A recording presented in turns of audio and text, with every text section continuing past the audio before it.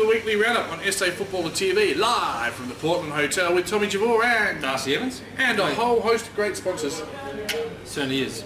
And Darcy, it's a big weekend for us this weekend, isn't it? Massive weekend down at North Haven. Yes, we'll be doing another live call at North Haven. It's really starting to take shape. If you want to, whilst you're at your ground or at your games, you can of course listen to the call between North Haven, who say, they've said it, they will be in Division 3 next year, so they'll be coming for you, Div 3, mixlr.com.au, or download the app, Mixlr, M-I-X-L-R. That's the one. Yep.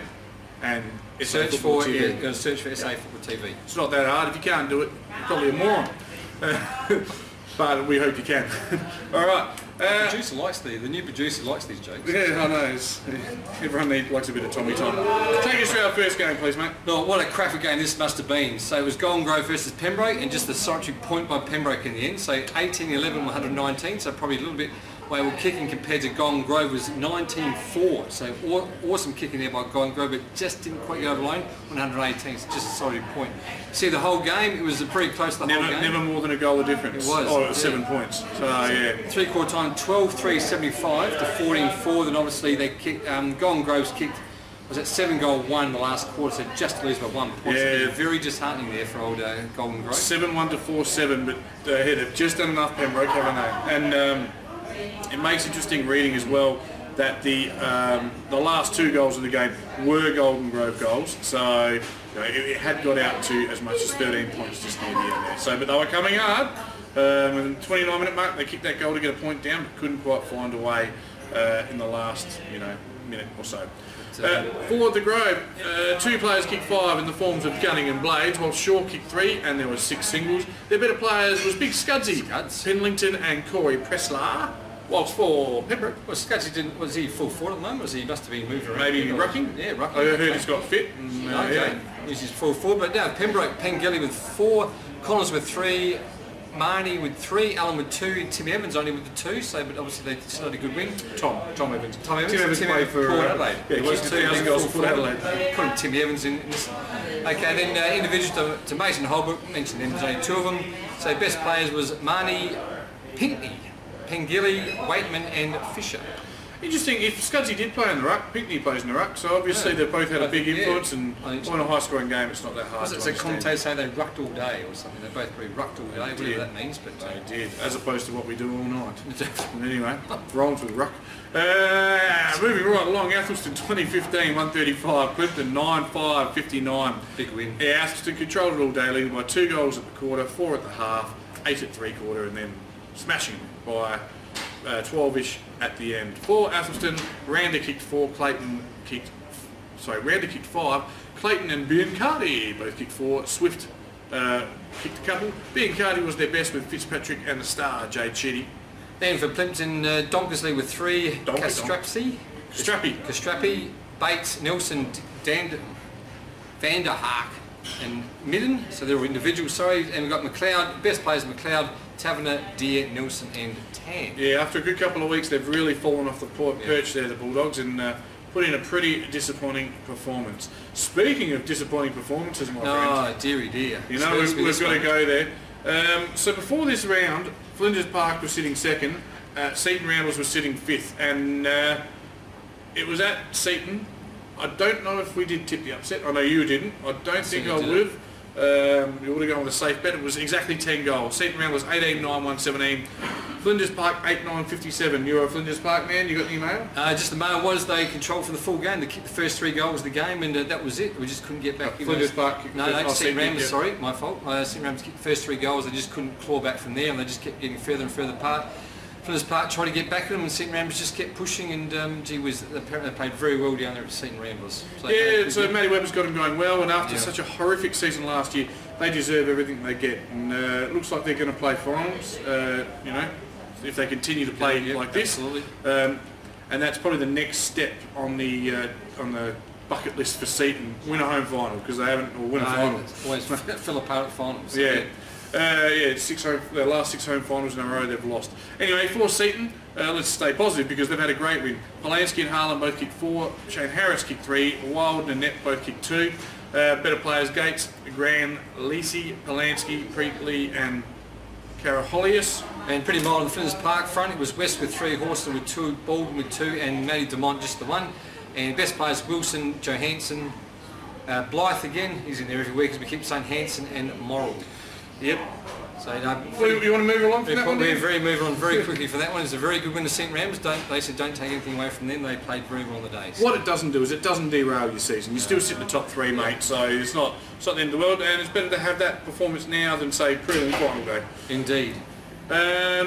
Jeps Cross says season of woe continues. Look, it's a tale of woe at this stage. Jeps Cross were no match for Mitcham. Mitcham 13,785. Jeps Cross 5,13,43.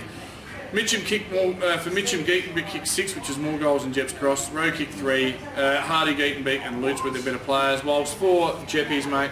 Yeah, Braywood 2, individuals 3 other players. Then Mordaunt, the best players like Mordaunt, Boothie, Rose, Mason, and you're kidding me.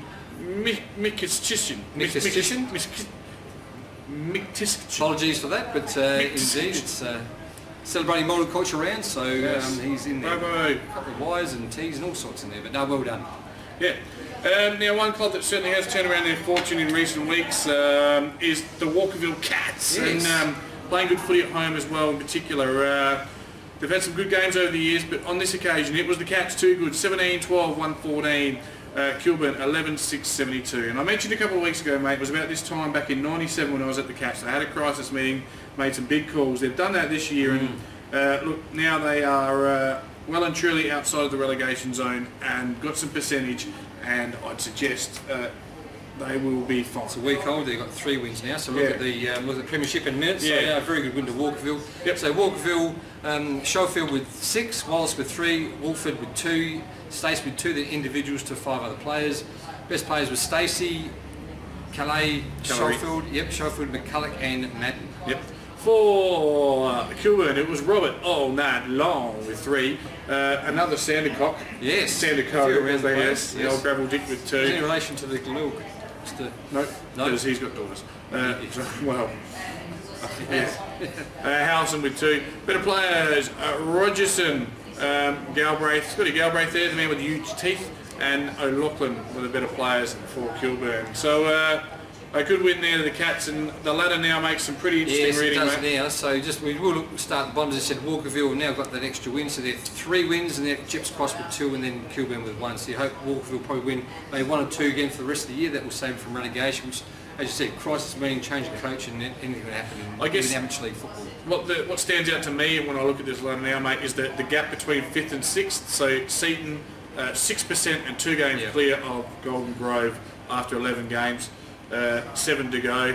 It's tough to catch them. You're right, because that win to St Rams last week put them 2 games clear of 6 spots, so they maybe cement their place in the 5 now. So. The other thing, Seaton have got a fantastic percentage. They're only 1 game off Mitcham in 4th. Yeah. Mitcham, of course, have already played Jeps Cross twice. I tell you, they're a chance to get that home final we talked about, and I reckon Pedlar Reserve will be chock full for that one, mate. They'll come out of the old homes for that. Massive. Yeah. Flinders Park sit 3rd, Pembroke 2nd, and Athelston stand alone on top, 1 game clear. Under this week's games, as soon as just before we do that, turns over. Tommy Evans, our perennial leading goal kicker, is leading the goal kicking by 11. He's on 45 from Geetenbeek on 34. A host of players in the low 30s as well. What tickles your fancy for game of the week this week, mate? Okay. We're going to start at game of the week. Oh, Flinders Park and the Athelston. I set you up. It is. It will be without doubt. So 1st versus 3rd at Flinders Park. So. Oh look! Can Dave Kennewell get him to bounce back? I think this is my upset. I know Athelston, they're about time you tip one. Exactly. So St Rams, the big loss last week. I reckon they're going to come back this week against the top side. Push something extra. They're going to give something extra this week at home and knock off the top side. Yeah, I can see the method to your madness. There seems reason to it, but I'll stick with the top side to keep winning games of football. So I'll take Athelston. I don't mind your tip though at all. Yeah. Jeppies and Kilburn. This is a huge game for these 2 clubs because they sit 9th and 10th, and realistically, the way they've been travelling, and I'm not trying to be patronising, they'll both identify this as the biggest chance to win a game for the rest of the year. It's at Duncan Fraser Reserve at Jeps Cross. Who's your tip, mate? I'm going to go for Kilburn. I've got a soft spot for Kilburn. Know a few people out there, and just for the sake, I hope they win another game for the rest of the year. Well, I know plenty of people at Kilburn. Plenty of people at Jeps Cross, play a lot of 9s at Jeps Cross, and I like both clubs. I've had a healthy rivalry all my life with both of them. I don't know. I'm going Kilburn. I'll go Kilburn in an upset. Their best can still be very good, and they've certainly got some match winners there. And Pembroke, I mentioned, this is probably another good game as well. So you've got second and fourth. So I think Pembroke, very hard to beat with that tree there. They probably use that as a bit of a tactic. They know how to use the tree. Haslam, Pembroke from on. Plimpton, Golden Grove, probably Golden Grove for me. They both sit 6th and 7th on 4 and 7, and I say the loser of this one, finals are out of the question. Yeah, agreed. Well, not mathematically, but realistically, we've been around footy for a long time, and Golden Grove, the big underachievers for mine. Yeah, so same. They'll find a way. They'd be spewing from that 1 point loss. Walkerville, Seton Ramblers. Now Walkerville, as you said, are coming good with that change of coach a few weeks ago, but Seton Ramblers, they were pretty awesome last week against Flinders Park, so I think Seton Ramblers this week for me. Yeah, look, Walkerville had a very good couple of weeks and got themselves out the relegation zone, but Seton for me have been consistent this year, and a bit of skill about them and some real class. The likes of Harris, you've got Paul Marshall floating around down there, and Gates and these types, so Seton will be too good. It's been the Division 3 weekly roundup with TJ and Darcy. We'll be back, won't we? We will next week. Yeah, we'll do it next